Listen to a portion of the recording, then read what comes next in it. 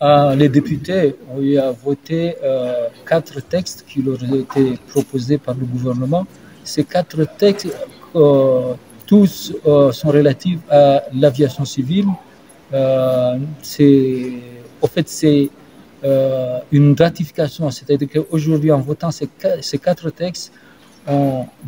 autorisé le président de la République à ratifier des conventions que nous avons déjà signées. Et ces conventions-là sont tous relatives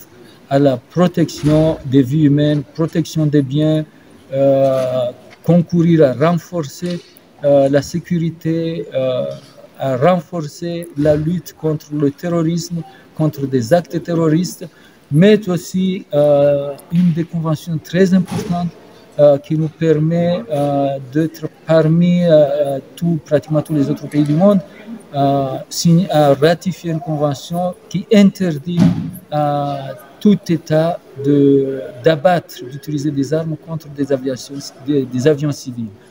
Donc, ce sont ces textes qui ont été votés aujourd'hui par les députés. Ils ont tout de suite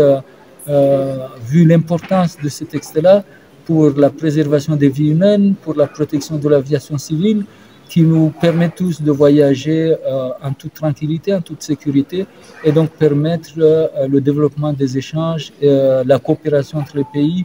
et la paix mondiale, bien entendu. Oui, on est tous très satisfaits, le gouvernement bien entendu, le chef de l'État bien entendu, qui impulse cette dynamique-là pour que notre pays soit à la même hauteur que tous les autres pays en matière de législation. Donc je pense que, comme vous venez de le dire, ils ont été votés à l'unanimité parce que tout le monde, tous les députés ont eu conscience aussi de l'importance de ces textes-là et de l'importance de soutenir le chef de l'État, le président de la République, pour que notre législation soit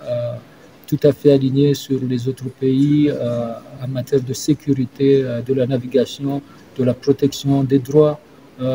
des voyageurs civils et d'une manière générale de l'aviation civile.